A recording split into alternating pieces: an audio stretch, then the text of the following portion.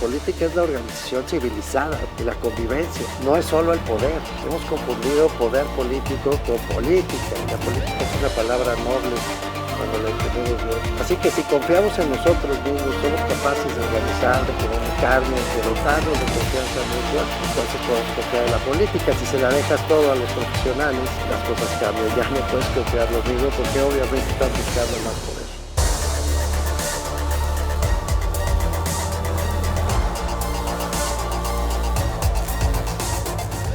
Bienvenidas, bienvenidos. Hoy tengo el gusto de estar con uno de los mejores politólogos de México, así de simple, uno de los mejores analistas políticos y además un académico de la lengua, una gente a la que además le tengo muchísimo cariño y una larga amistad nos une.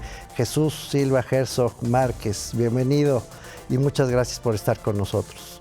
Hola Mauricio, qué gusto, qué gran alegría platicar contigo, un gustazo. Oye, voy a aprovechar que eres académico de la lengua, entre muchas otras cosas. Algo de tu currículum irá apareciendo poco a poco durante nuestra conversación, porque si no nos consume todo el tiempo, querido Jesús. Pero con el pretexto de que eres académico de la lengua, tengo mucho interés desde hace mucho, Jesús, en tener esta conversación contigo, incluso en privado, no solo a través de estas cámaras, pues para que me ayudes a nombrar lo que estamos viviendo. ¿Qué régimen político estamos viviendo? ¿Nos puedes ayudar, por lo menos, a ir desilvanando esta pregunta tan compleja? Pues mira, yo creo que no encontraríamos una palabra que designe el bicho extraño que estamos confrontando en estos momentos, pero yo creo que la primera caracterización que nos ayudaría para describir el fenómeno político de los últimos años es la noción del populismo. Yo creo que lo que se ha impuesto en México desde la llegada de Andrés Manuel López Obrador es pues fundamentalmente esta forma de comprender lo político que está en el populismo. No tanto como un régimen, sino como una concepción del mundo. Y yo creo que eso es lo que vemos todo el tiempo, esta noción tan enfáticamente antipluralista del mundo, porque se divide el horizonte en los buenos que forman parte del pueblo encarnado por un gran dirigente y los malos que no solamente son una minoría, no solamente tienen intereses contrarios a los otros, sino que están moralmente podridos, ¿no? Ya. Yo creo que ese es el punto de arranque para entender esto que creo que es tan radical en términos que nos sacude la forma de entender lo político, ¿no crees? Sí lo creo. Sin embargo, tengo dos reparos.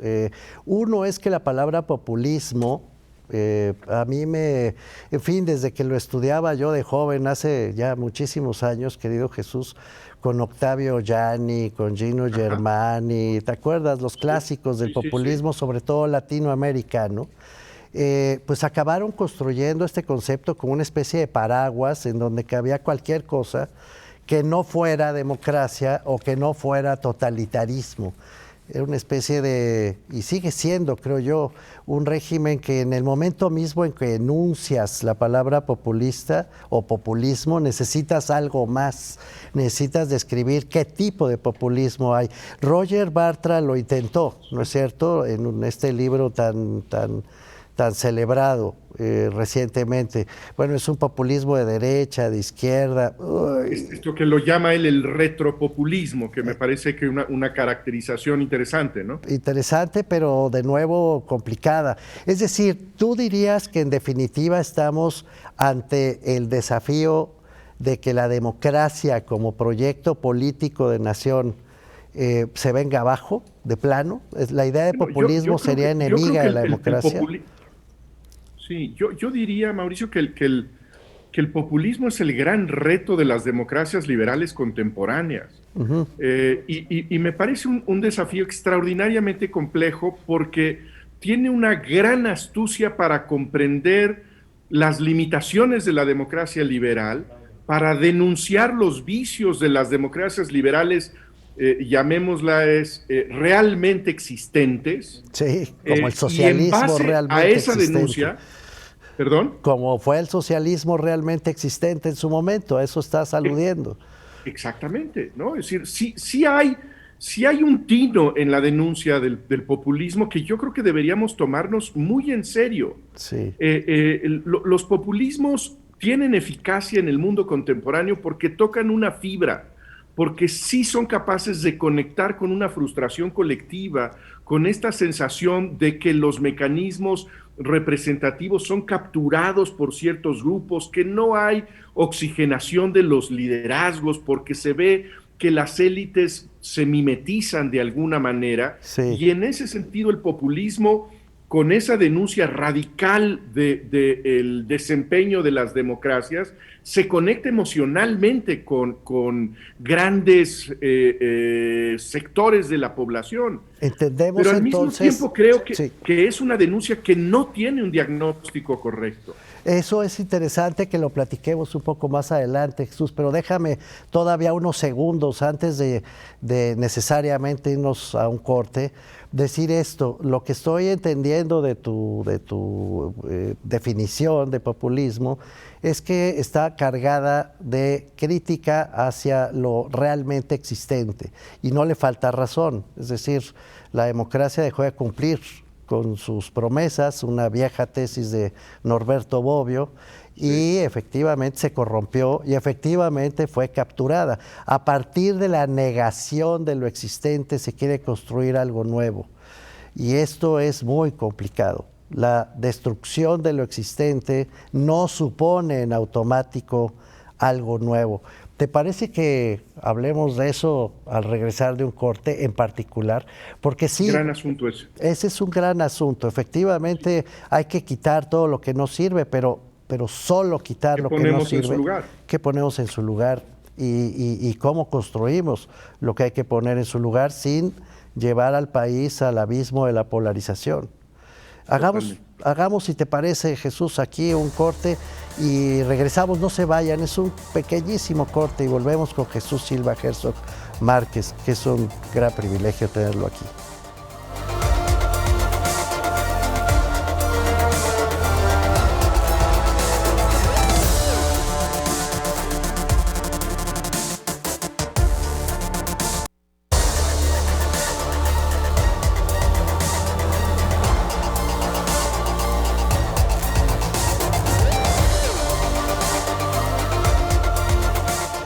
Estamos de vuelta con Jesús Silva Herzog Márquez y comentábamos que sí, que la democracia, que nunca acabó de consolidarse, la verdad, Jesús, estábamos en un proceso de cambio.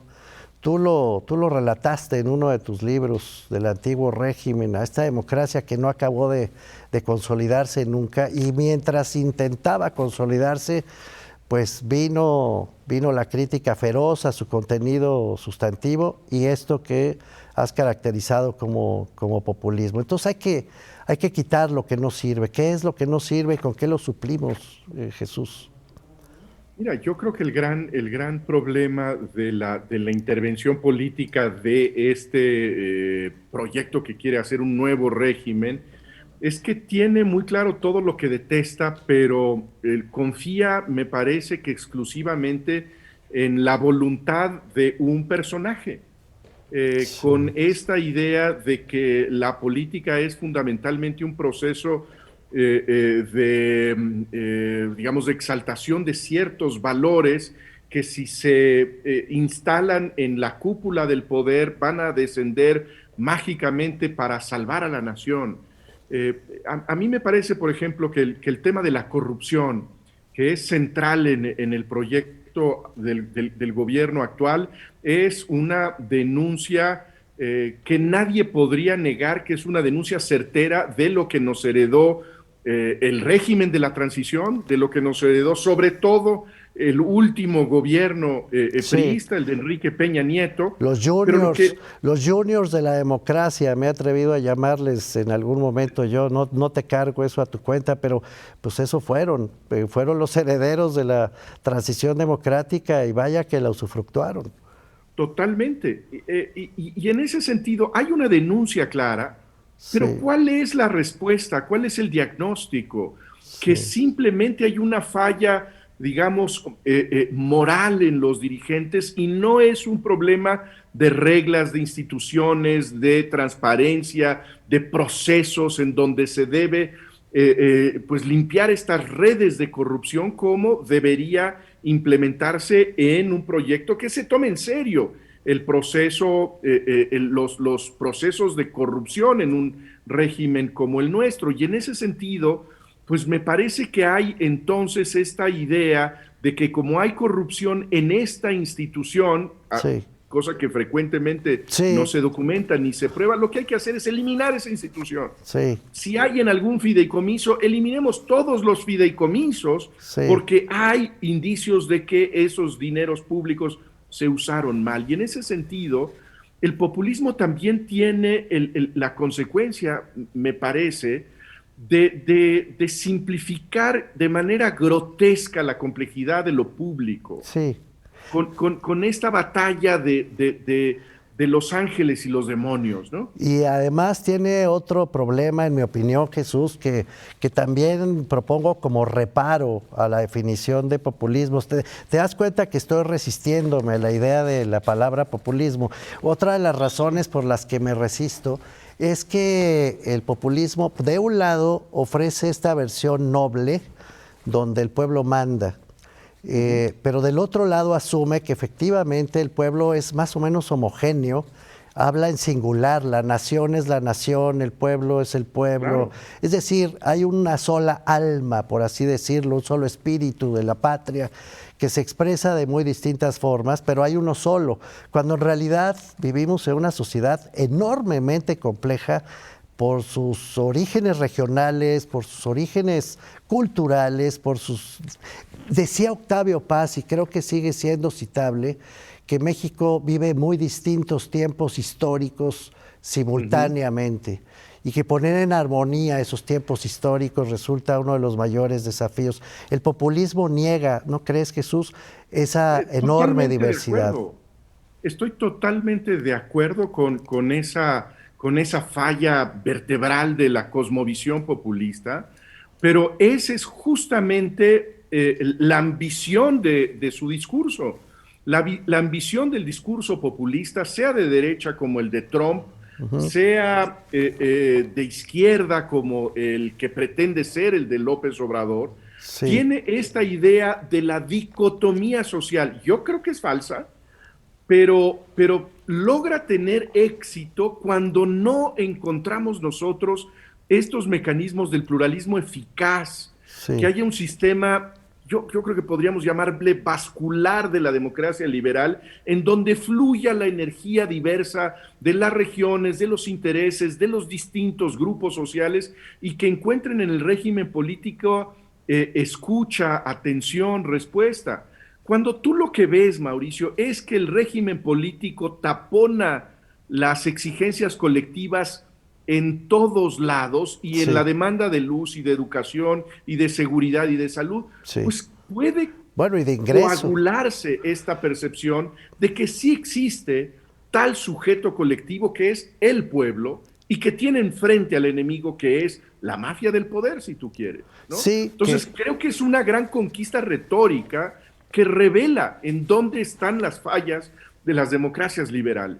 sí, además es una falla universal, querido Jesús, lo dices bien, no es solamente una falla que atraviese por el caso mexicano, con esta Claro. enorme paradoja, apelando a la voz del pueblo, apelando a la voz de la nación, apelando a la fuerza de la soberanía nacional, acaba depositándose el poder realmente en una sola persona. A mí eso me parece fascinante porque justamente hay una impostura central en el populismo, porque porque lo que nos dice el populismo, hay pueblos, hay partes del pueblo que son más pueblo que otras.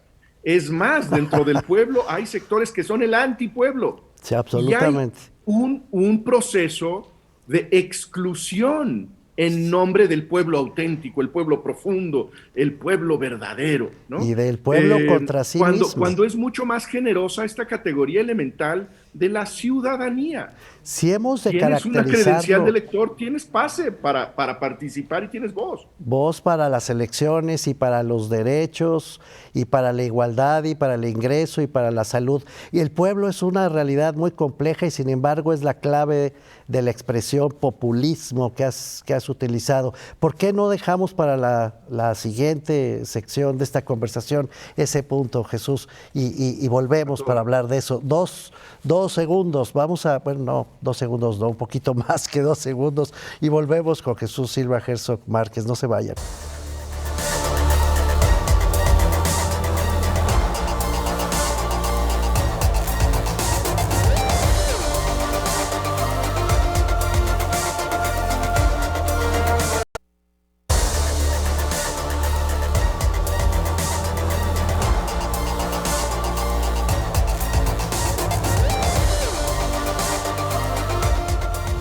Ya estamos de regreso con Jesús Silva Herzog Márquez y nos preguntábamos sobre la enorme complejidad que tiene la idea misma del pueblo. El populismo está basado en una idea homogénea de pueblo y el pueblo en realidad son muchas realidades históricas, sociales, regionales, económicas, culturales, étnicas, de toda índole. Y sin embargo, bueno, pues se está buscando una especie de homogeneización a partir de uno solo de esos criterios, que es el político, Jesús. Y a mí me parece que la política más bien es subordinada del resto de las variables que acabo de mencionar, no al revés. Siempre la política se quiere imponer por la vía del poder, pero acaba fracasando. Me atrae muchísimo esta línea que abres, Mauricio, porque creo que esa es también otra de las amenazas más ominosas en términos culturales. Sí. El hecho de que la política se asuma con el derecho de colonizar todos los espacios de la vida pública. Pensar, por ejemplo, en que debe haber una definición política de la ciencia. Sí. En los mismos términos del debate de Estado, político. dice CONACYT, una agenda de Estado, que es la que debemos investigar todos los que nos dedicamos a esto, efectivamente. En donde se sienten, por cierto, soldados, miembros del ejército mexicano para tener una voz en los procesos de investigación y en donde se defina como proyecto del Estado la lucha contra la ciencia neoliberal.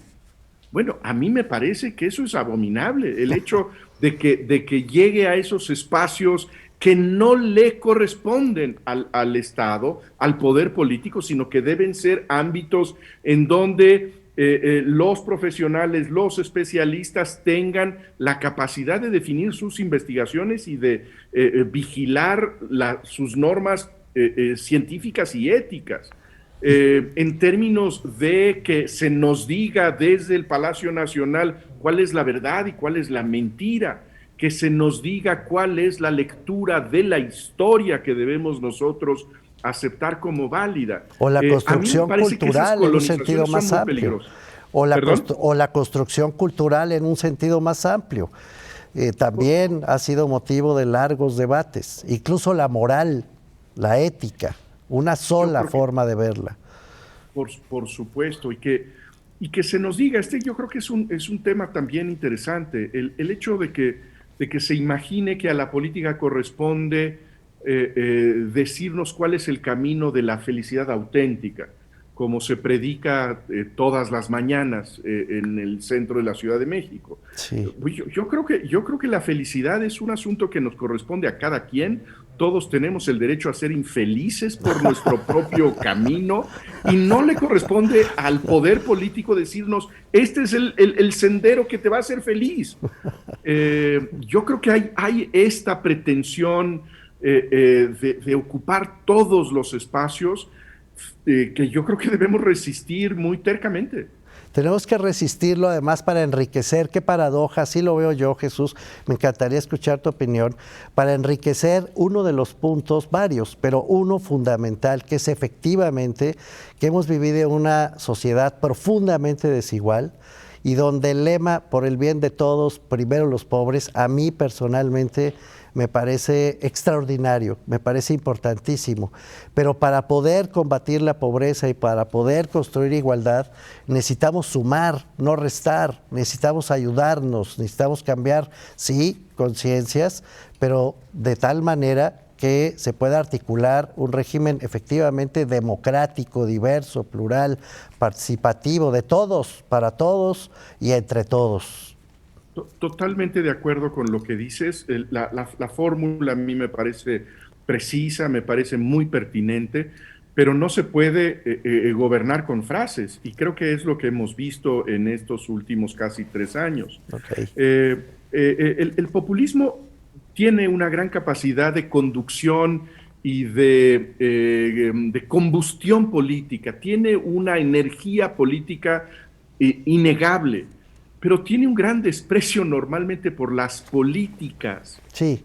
Y esto de lo que tú estás hablando, ¿cómo se le hace para que México sea en una generación menos injusto, menos desigual? Sí. No es simplemente con tener el corazón en el lado correcto, No. es tener una política que logra captar de la experiencia internacional lo que funciona, sin dogmatismos, pero sin ilusiones de que basta con que haya buenas intenciones del gobierno. Nos podemos tropezar. Perdón, Jesús, te interrumpí. Ibas a añadir algo. Bueno, simplemente concretar que no bastan las intenciones. De acuerdo. Que no bastan los propósitos. Te digo algo, a mí me preocupa que en este juego de polarización en el que estamos viviendo y que caracterizas divinamente bien, acabemos de plano cargados en un régimen francamente autoritario. Este sí es una preocupación que yo albergo, lo digo por mi cuenta, que dejemos de lado los conceptos de los que hemos estado hablando a lo largo de esta conversación y de plano nos metamos en un régimen autoritario, militarizado, donde las libertades queden francamente cercenadas. Es decir, la tentación de controlar cultura, sociedad, lo que se investiga, lo que se dice, cómo se dice, para potenciar al pueblo, puede acabar convertida en un régimen autoritario. Lo digo, insisto, que por mi cuenta, pero no sé qué opinas tú, Jesús. Mira, me parece que las alarmas hay que activarlas con todo el volumen que uno tiene. Cuando hay un peligro serio, no prendes la chicharra bajito, sino que la enciendes lo más estruendosamente posible. Yo creo que tienes razón en advertir esto puede terminar desastrosamente mal. Yo creo que hay que hacer ese llamado de alerta y creo que sí hay signos muy amenazantes para la sobrevivencia de estos equilibrios de la democracia tan limitada y de tan baja calidad que llegamos a construir. Y lo peor, querido Jesús, lo peor es que para poder hacer esa defensa tenemos partidos de muy baja calidad. El tiempo se nos está escurriendo de una manera brutal entre las manos. Creo que te tengo que invitar, ojalá aceptes a otra conversación para hablar particularmente de los partidos, porque pues sí, para poder hacer la defensa de la democracia, por lo menos en su versión electoral, pues necesitas partidos y mucho me temo que no los tenemos. ¿Quieres añadir alguna línea sobre esto en particular? Estoy totalmente de acuerdo con que esa debe ser una de nuestras preocupaciones centrales. Creo que hay amenazas que vienen de la nueva mayoría, pero también tienen que ver con esta incapacidad de las oposiciones de darse cuenta del suelo que pisan, esta incapacidad para conectarse con la ciudadanía en las nuevas circunstancias. Y coincido, sin oposiciones no hay democracia. Y llevamos 3 años en un país en donde no hay nadie que levante la voz para expresar discrepancia política en el Congreso a partir de los partidos. Por lo tanto, tenemos que hacerlo a través de conversaciones como esta, querido Jesús, y de pensar colectivamente y de tratar de ponernos de acuerdo para rescatar lo mejor de la oferta que está haciendo el presidente de la República, pero de rescatar también lo mejor del resto de las posibilidades políticas, sociales, culturales y de toda índole que hay en nuestro país. Muchísimas gracias, Jesús, por acompañarnos. Gracias, qué gusto platicar contigo, Mauricio. De verdad, es un gusto para todos nosotros y ojalá puedas acompañarnos en otro momento. Y bueno, nos vemos en la siguiente conversación. Muchísimas gracias.